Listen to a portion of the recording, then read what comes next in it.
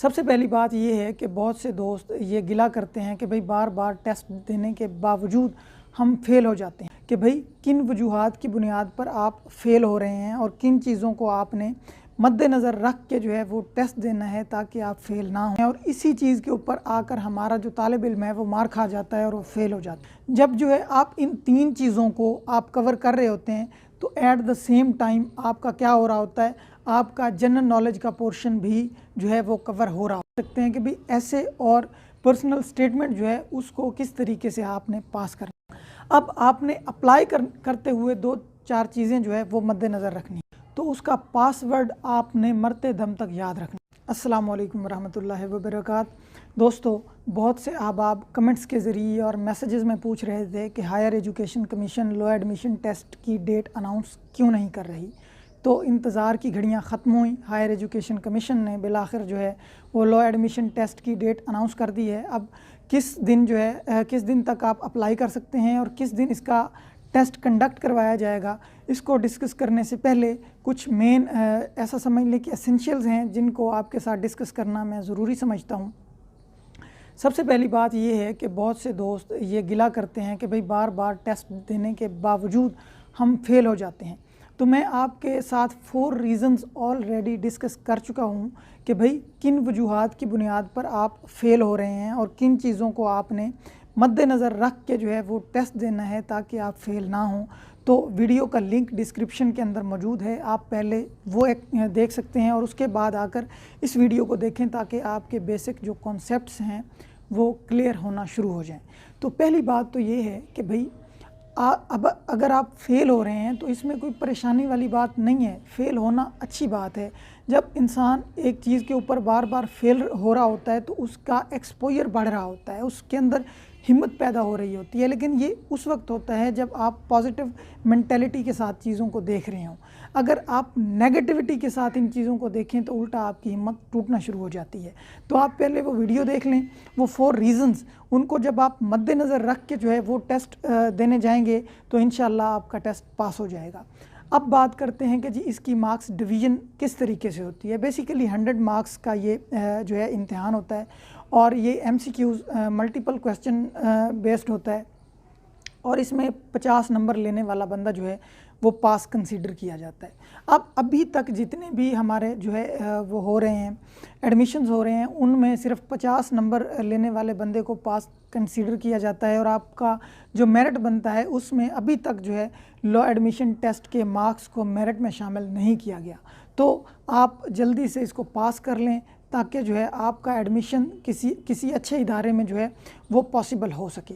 अब इसकी marks division कैसे होगी, तो ये बेसिकली 100 मार्क्स का होता है जिसमें 15 नंबर का ऐसे होता है, 10 नंबर की पर्सनल स्टेटमेंट होती है। अब ये जो है 200 अल्फाज के ऊपर मुश्तमिल होता है, यानी जो ऐसे है वो भी 200 अल्फाज के ऊपर मुश्तमिल आपने लिखना है और जो पर्सनल स्टेटमेंट है उसमें भी आपने 200 एटलीस्ट वर्ड्स जो हैं वो कवर करने होते हैं। अब इसमें बताया ये जाता है कि भाई आप उर्दू में भी कर सकते हैं और इंग्लिश में भी कर सकते हैं और इसी चीज़ के ऊपर आकर हमारा जो तालिब इल्म है वो मार खा जाता है और वो फेल हो जाता है। उन्होंने ये तो कहा है कि आपने उर्दू में भी इसको कर सकते हैं आप और इंग्लिश में भी, लेकिन उन्होंने साथ एक और बात ये की है कि अगर आपने उर्दू में करना है तो दोनों चीज़ें उर्दू में करें और अगर इंग्लिश में करनी है तो दोनों चीज़ें आप इंग्लिश में करें। जब हमारे दोस्त एक चीज़ उर्दू में कर लेते हैं और दूसरी चीज़ को इंग्लिश में कर लेते हैं तो इस तरीके से उनके मार्क्स कट जाते हैं और उनकी जो फेलियर की रेशो है वो बढ़ जाती है। उसके बाद आपकी 20 नंबर की जो है वो इंग्लिश होती है। उसमें क्या होता है, सिनोनिम, एनोनिम और प्रेपोजिशंस वगैरह वो होती हैं, यानी बुनियादी चीज़ें जो आप मैट्रिक इंटरमीडिएट में पढ़ चुके हुए हैं उनमें से आता है। और ये अगर थोड़ी सी भी मेहनत की हुई हो और थोड़ा सा भी ग्रामर और टेंस के ऊपर आपकी ग्रिप हो तो आप आसानी से जो है इस पोर्शन में भी पास हो सकते हैं। उसके बाद जो है 20 नंबर का जनरल नॉलेज। अब जो 20 नंबर का जनरल नॉलेज है ये किस तरीके से आएगा, इसको किस तरीके से आपने कवर करना है, उससे पहले मैं आपको बता दूं कि 10 नंबर की इसमें उर्दू होती है, 10 नंबर की पाक स्टडी और 10 नंबर की इस्लामियात। जब जो है आप इन 3 चीज़ों को आप कवर कर रहे होते हैं तो एट द सेम टाइम आपका क्या हो रहा होता है, आपका जनरल नॉलेज का पोर्शन भी जो है वो कवर हो रहा होता है। जनरल नॉलेज में क्या होता है, बुनियादी तौर पर जनरल नॉलेज में ऐसा होता है कि भाई आप से पूछ लिया जाएगा कि सबसे बड़ा दरिया कौन सा है, या जो है सबसे ज़्यादा आबादी वाला मुल्क कौन सा है, और उसके साथ साथ जी के मतलब है कि कौन सा मुल्क सबसे ज़्यादा तेल प्रोड्यूस कर रहा है। तो इस तरह की बुनियादी चीज़ें जो हैं इनका इल्म आपके पास होना ज़रूरी है। अगर आपके पास इतना नॉलेज है तो आप जनरल नॉलेज का पोर्शन भी आसानी से कर जाएंगे। ये हो गया 95 मार्क्स। इसके साथ साथ जो है 5 नंबर की मैथमेटिक्स होती है, और इसमें भी जनरल जो है वो मतलब है कि क्वेश्चंस पूछे जाते हैं। अगर कोई बंदा मैथ में एवरेज भी है तो वो 2-3 मार्क्स 5 में से ले जाएगा, और इस तरीके से आपका जो टेस्ट है वो पास हो सकता है। उसके साथ साथ जनाबे वाला, अब ऐसे और पर्सनल स्टेटमेंट को किस तरीके से पास करना है, इसके ऊपर भी अलग से मैंने एक वीडियो बना के रखी हुई है। लिंक आपको आई बटन में मिल जाएगा, आप उसको भी देख सकते हैं कि भाई ऐसे और पर्सनल स्टेटमेंट जो है उसको किस तरीके से आपने पास करना है। अब बात कर लेते हैं कि जी भाई इसकी अप्लाई करने की आखिरी तारीख़ कौन सी है। तो 27 मार्च 2023 जो है इसकी आखिरी तारीख़ है, आप अप्लाई कर सकते हैं। 1800 रुपये का चालान होता है जिसको आपने भरना होता है। उसके साथ साथ 9 अप्रैल बताई जा रही है इसकी डेट जो है, मतलब है कि इस एग्ज़ाम को कंडक्ट करवाने की। तो इसमें कोई तारीख़ रद्दोबदल भी हो सकती है, 5-10 दिन बाज़ दफ़ा ऊपर नीचे भी हो जाते हैं। अगर ऐसा हुआ तो फिर भी मैं आपको आगाह कर दूंगा, और हायर एजुकेशन कमीशन की वेबसाइट के ऊपर भी आप ये चीज़ें विज़िट कर सकते हैं। अब आपने अप्लाई करते हुए 2-4 चीज़ें जो है वो मद्देनज़र रखनी है।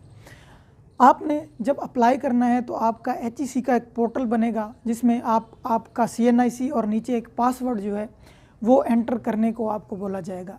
अब ये जो HEC का जो आपका ये बनेगा, ऐसा समझ लें कि आपकी ID बनेगी, तो उसका पासवर्ड आपने मरते दम तक याद रखना है। उसकी वजह मैं आपको बताता हूँ कि जिस दौर में हमने जो है लॉ एडमिशन टेस्ट दिया था, हमारा भी जो है वो एक ID बना था, उसमें हमारा जो पासवर्ड था वो मुझे याद था। और बहुत सी स्कॉलरशिप्स आती हैं जिनके ऊपर आपने अप्लाई करना होता है उस HEC के पोर्टल के ज़रिए, और अगर आपको अपना पासवर्ड जो है याद नहीं तो फिर आपके लिए मसाइल बढ़ जाते हैं। क्योंकि मेरे पास उस वक्त मेरा ईमेल ID नहीं था, और जिस बंदे ने मुझे अप्लाई करके दिया था उसने अपने ईमेल ID से जो है लॉगिन किया था। अब इसमें जो ईमेल या जो आप फ़ोन नंबर दे रहे होते हैं वो भी आपके अपने इस्तेमाल का होना चाहिए। यानी जो ईमेल दे रहे हैं उसकी वजह क्या है, उसकी वजह यह है कि अगर आप HEC के पोर्टल का पासवर्ड भूल जाते हैं तो आप उसको ईमेल के ज़रिए रिकवर कर सकते हैं। और दूसरा, जिस टाइम पे, जिस दिन और जिस जगह जो है आपका टेस्ट कंडक्ट होने जा रहा होगा, ईमेल के ज़रिए आपको जो है आपकी रोल नंबर स्लिप जो है वो ईमेल कर दी जाएगी, और मैसेज के ज़रिए भी आपको आगाह कर दिया जाएगा। तो ये बुनियादी चीज़ें जो है ये आपने मद्देनज़र रखनी है। इसके अलावा अगर आपका कोई क्वेश्चन है, कोई क्यूरी है, तो आप कमेंट्स बॉक्स में मुझे कमेंट्स कर सकते हैं, ईमेल कर सकते हैं, मैसेज के ज़रिए मुझसे पूछ सकते हैं। बुनियादी मकसद ये है कि हमारे जो मसाइल हैं उनका हल निकाला जाए।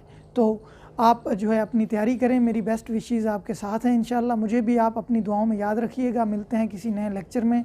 वमा अलैना इल्लल बलागुल मुबीन।